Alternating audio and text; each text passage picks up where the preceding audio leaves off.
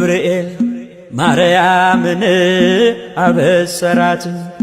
አበሰራት ወንድ ልጅም ትወልጃለሽ አላት። ገብርኤል ማርያምን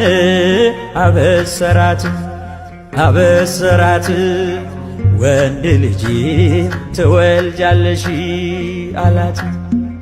ሚካኤል መልአክ በክንፉ ከለላት፣ የሰማይ መጋረጃው ሸፈናት።